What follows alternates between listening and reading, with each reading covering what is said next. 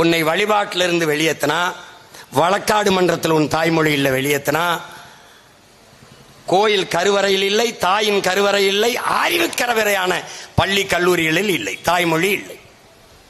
தாய்மொழியை இழந்து மறந்துவிட்ட இனம் உலக வரலாற்றில் வாழ்ந்ததாக ஒரு சிறு செய்தி கூட கிடையாது. இப்போது நீ யார்? நீ தமிழன் இல்லை, நீ தமிங்கிலன், நீ தங்கிலீஷ்காரன். பெரியார் என்கிற ஒரு இந்த ராமசாமி ஐயா அவர்கள் சாதித்தது, இந்த திராவிடர்கள் சாதித்தது ஒன்றே ஒன்றுதான்.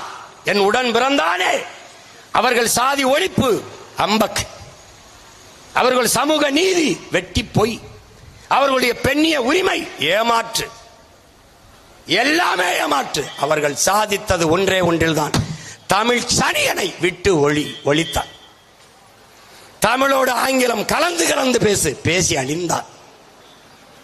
தமிழையே ஆங்கிலத்தில் எழுது. வாடா மச்சான் என்றா VA DA, வாடா மச்சான் MA CHA மச்சான் அப்படி எழுதுன்றான். அப்படிதான் எழுதிக்கிட்டு இருக்கான். விளம்பர பலகையில பார், இப்போ இல்லாட்டி எப்போ அப்படின்னு எழுதி வைப்பான். IPPO போடுவானே ஒழிய, அப்ப எழுத்து ஆங்கிலம், உச்சரிப்பு தமிழ். இதுதான் தமிங்கிலம். விளங்கிருச்சா? மெடிக்கல் ஸ்டோர், மருந்தகம் என்று இருக்காது, மெடிக்கல் ஸ்டோர், மெடிக்கல் ஸ்டோர், எழுத்து தமிழ், உச்சரிப்பு ஆங்கிலம். இதுதான் தமிங்கிலம், தங்கிலீஷ்.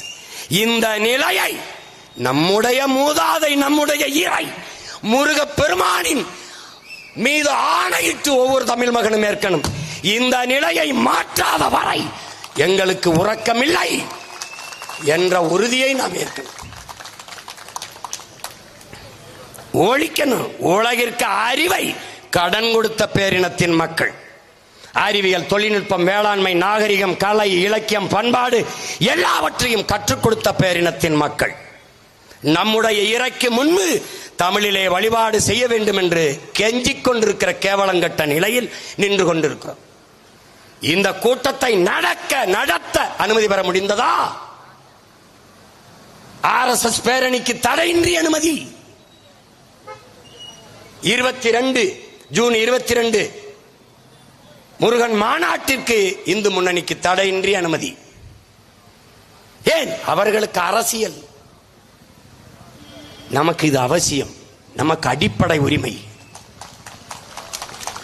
இறைவனில் என்னடா அரசியல் இருக்கு?